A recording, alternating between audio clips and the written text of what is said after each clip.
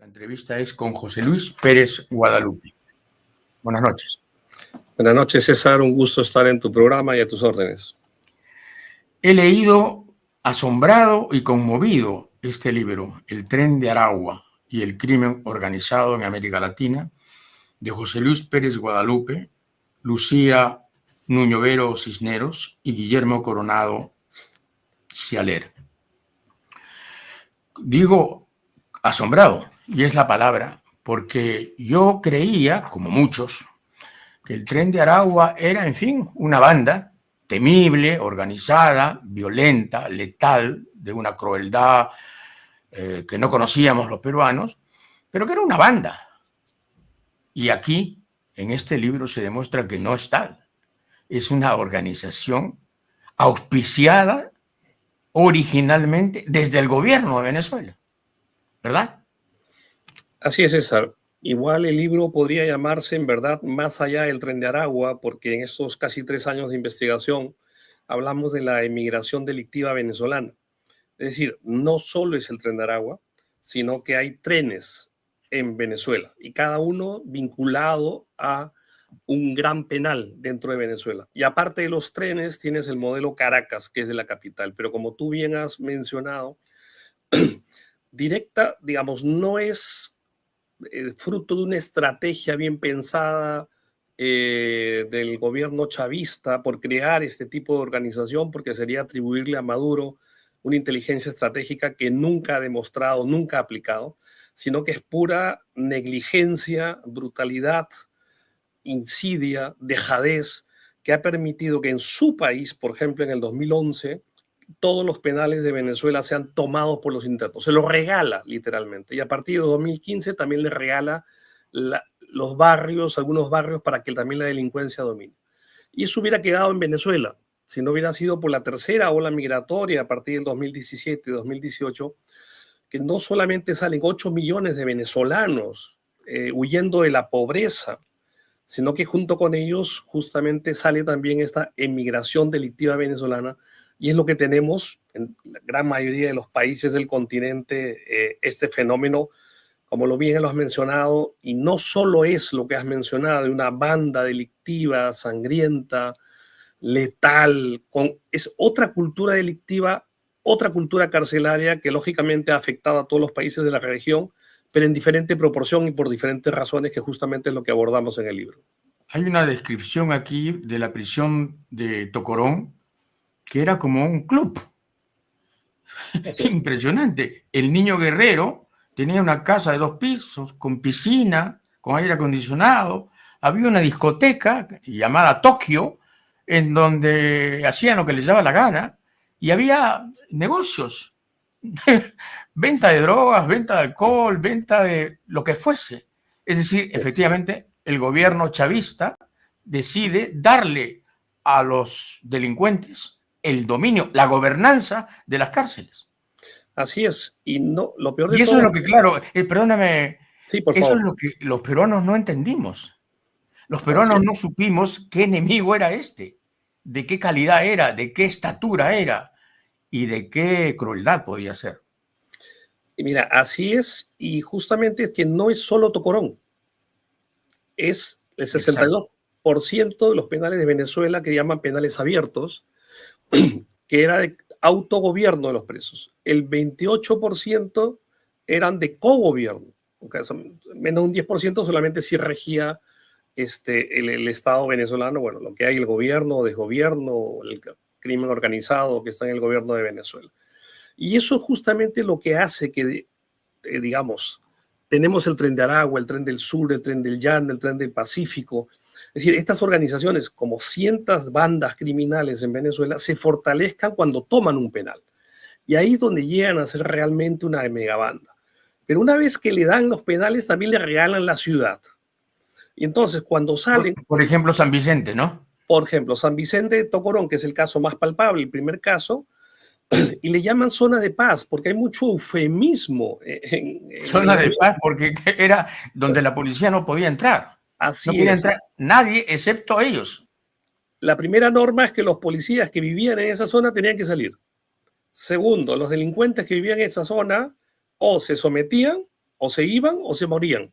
Y en tercer lugar, toda la población, bajo el régimen de ellos, gobernanza criminal, tal cual, ¿ok? Tenían que acatar las normas de ellos. O sea, ellos dominaban todo, y ahí es donde viene la cobranza de lo que se llama en la cárcel la causa, que es la extorsión, que después pasa a la calle como vacuna, la extorsión. Y eso justamente, ese tipo de especialidad de organización criminal predatoria, es la que han exportado su modelo, y por eso que antes extorsión solamente hemos tenido en el Perú, César, en el ámbito de la construcción, a nivel de sindicatos, Claro. y en la zona de la libertad. Pero esto es un modelo que se expande. Entonces ya todo el Perú prácticamente está extorsionado porque es un modelo que funciona a nivel territorial. Pero lo interesante es que estas cárceles que te menciono funcionan realmente como cuarteles de adiestramiento, ¿okay? Paramilitar. Y de ascensos, y de Y de ascenso social. ascensos, porque tienen todo el carro se llama el vehículo que domina un penal, que tiene los planes, que siempre son 3, de ahí tienes toda una escala de lo que se llaman los Hay que luceros. explicarle al televidente qué es el PRAN. PRAN es preso rematado asesino nato. Es el acrónimo. Es un acrónimo, efectivamente. Exactamente. Preso rematado asesino nato, PRAN. Y entonces se crea el pranismo. El pranismo es la gobernanza de las cárceles por los presos rematados asesinos natos. Eso es Venezuela. Así es, y hasta ahora sigue en Venezuela. Si tienes una organización como el Cartel de los Soles en Venezuela, que es el que gobierna Venezuela, ya lo demás, imagínate cómo funciona. Pero digo, eso estaba ahí dentro de Venezuela y se conformaba dentro del país hasta que emigran. Entonces la emigración ha tenido copiado el modelo, ahí ellos llaman...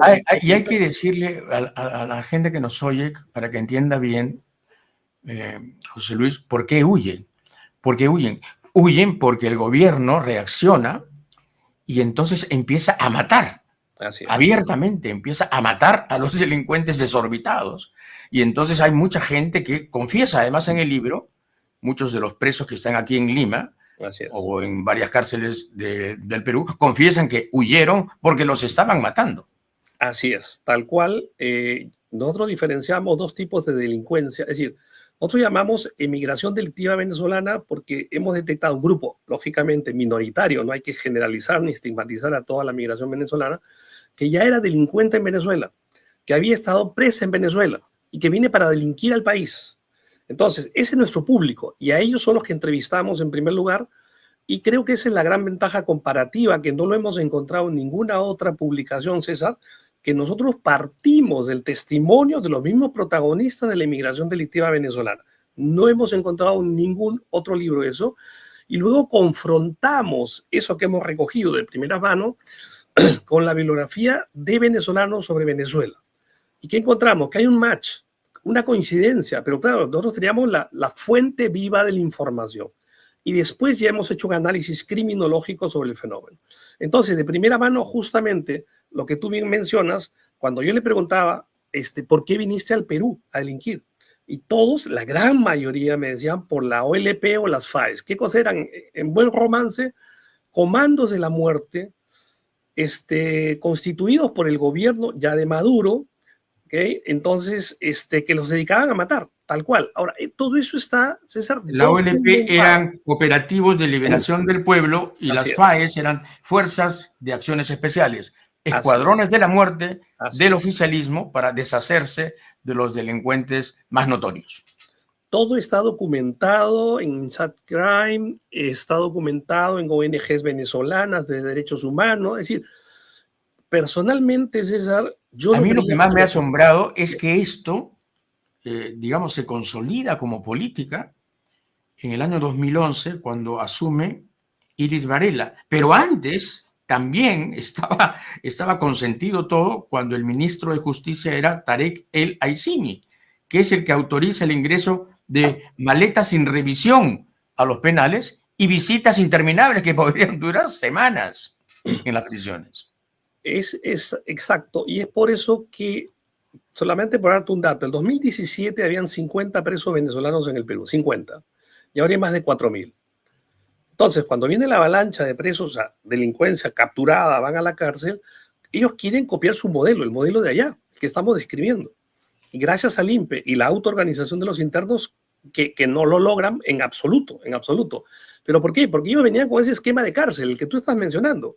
Ellos podían entrar las personas que querían, el tiempo que quería, fiestas, droga, armas, armamento. Pero lo que sí logran implementar es la industria de la extorsión. Eso sí Así lo es. hacen. Aquí en Chile, en Colombia ya existía, pero no de esta modalidad. En Brasil, México, que son los 5 países que nosotros hemos comparado y por qué actúan de una manera diferente en un país y en el otro. Pero van, como no tienen nada que perder, es decir, ya vienen muertos desde allá, vienen, te decía, en 2 categorías, lo que llamamos la delincuencia venezolana organizada, los trenes, y la delincuencia venezolana atomizada, que es todos aquellos que ya los iban a matar, y hay muchos testimonios donde dicen ya todo mi barrio los habían matado, a toda mi familia, mis primos estaban muertos y salen.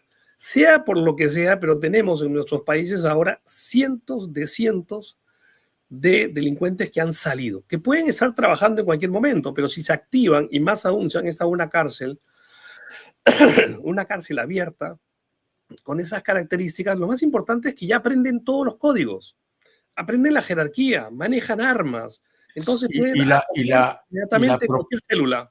Digamos, y la propensión a la pena capital es impresionante, ¿no?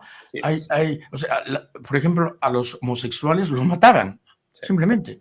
Si eras homosexual, morías. Así dice uno. Sí, En la cárcel, el pranato no admitía la homosexualidad. Mira, es más, ellos... Entre otras cosas porque el niño guerrero era evangélico. Y los evangélicos en las cárceles abiertas se salvan. Exactamente. Ovejas, ¿no? Tenían un estatuto especial los evangélicos. Así es, una unidad. El libro nos saca un velo y yo lo agradezco. Es un libro editado por la Universidad del Pacífico, el Fondo Editorial, y es este. Es importante leerlo. Es importante leerlo, pero más importante es haberlo escrito.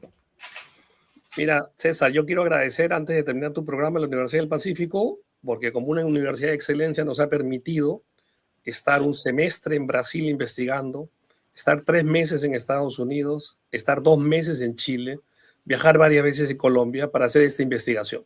Entonces eso es fruto de casi, 3 años de investigación que creo que son las universidades tienen que invertir no solamente haciendo investigación dentro, sino también fuera del país, porque el tema lo amerita, porque es un tema regional, no es un tema local. Y hay una cosa que me había olvidado decir para terminar. San Vicente, uno de los pueblos liberados, ¿no? Resulta que está muy próximo a un aeropuerto que conduce a territorios muy próximos a Colombia, está muy cerca de Puerto Cabello, que es una matriz del tráfico de drogas. Así es. Por el Caribe, rumbo a Estados Unidos y a Europa. Nada es gratuito. Y si la pregunta es, ¿y por qué regalan los penales? Iris Varela, la ministra de Prisiones, tú te acordarás, César, cuando había estas marchas grandes de la oposición al chavismo, ¿te acuerdas que salían en unas motos, gente armada? Exacto. Era parte de que ellos salían de los penales, los presos, porque habían hecho esta combinación, este acuerdo, ¿no es cierto?, para que los ayuden frente a la oposición. O sea, no había lonche gratis. O sea, te regalo los penales, pero tú, como movimiento, me vas a apoyar a mí como gobierno. Claro, fueron fuerza de choque del chavismo. Así es. Así de dramático, trágico, terrible. Y lo peor de todo, que ya nos choca a nosotros, es que exportaron el modelo. Exportaron el modelo, sí. En fin, muchas gracias. Muchas gracias, César. Un gusto en verte. Buenas noches.